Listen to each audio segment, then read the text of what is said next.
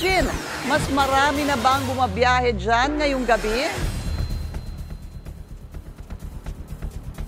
Pinky, dahil karamihan sa mga pasahero ay bumiyahe na kahapon, inaasahan ng management ng PITX na aabot na lamang sa 160,000 ang bilang ng mga pasahero ngayong Biyernes. Mas mababa kung ikukumpara sa 194,000 na naitala kahapon.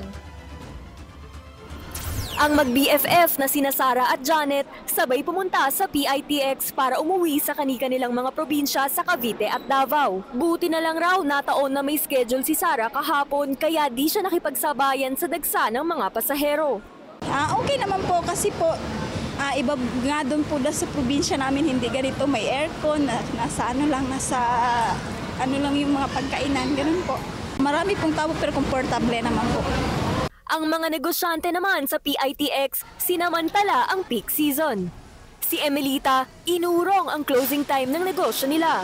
Inaabot daw siya ng hating gabi nitong mga nagdaang araw. 8 po dati, pero nung itong huli, kailangan po mag-late ng Sara kasi maraming pumupunta pa. Sayang. Sayang. Kwento ni Emelita, mas marami talaga ang customer sa mga araw papalapit ng undas. Madalas 6 to 8,000 pesos lang ang benta niya kada araw. Pero ngayong peak season, umaabot ng 15,000 pesos. Si Len naman, ramdam pa rin ang tama ng nagdaang bagyong Christine. Galing pang Bacolod ang mga paninda ni Len. Sabi niya, kadalasang biyaheng Bicol ang mga bumibili sa benta niyang mga pika-pika. Kasi siyempre yung crisis natin yun, di ba, kagagaling ng bagyo. Kahapon po medyo mabili naman po kami. Ngayon wala pong gaano kasi yung iba po siguro nasa sementeryo. Ayon sa PITX, wala pa namang naiuulat na kanseladong biyahe. Pero ang ilang mga bus lines, partikular ang mga biyaheng Bicol ay hindi pa rin operational gawa ng mga hindi madaan ng kalsada. Samantala, in place naman ang Oplan Biyaheng Ayos Undas 2024 ng Transportation Department at Land Transportation Office mula October 31 hanggang November 5 para masiguro ang kaligtasan at compliance ng mga motorista at pasahero.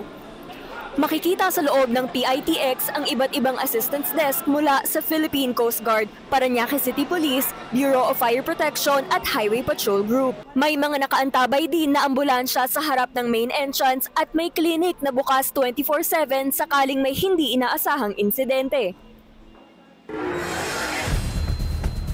Pinky, tinitiyak ng PITX na mahigpit nilang binabantayan ang kalusugan at ang fitness to drive ng mga driver para masiguro na magiging ligtas ang kanilang mga biyahe. At yan muna ang latest mula dito sa PITX. Balik sa inyo, Pinky. Sujin, may mga pinagbabawal na gamit bang nakumpiskaryan sa PITX?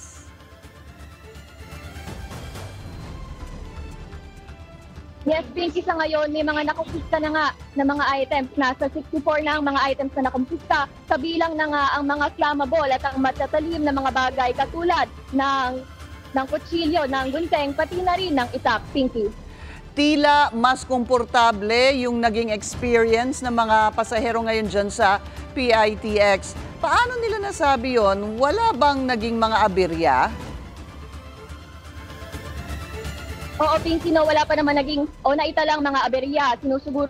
Sinisiguro din ng pamunuan ng PITX na binibigyang prioridad nila ang safety at comfort ng mga biyahero. Kabilang na nga sa mga serbisyo na inihanda nila ay ang free wifi sa buong terminal, pati na rin ang mga charging station. Meron ding air conditioning at chiller sa buong terminal. At kanina nga nung umiikot-ikot kami, marami rin kaming nakasalubong na mga naka-jacket habang naghihintay o habang naglalaro at nanonood sa kanilang mga cellphone, Pinky.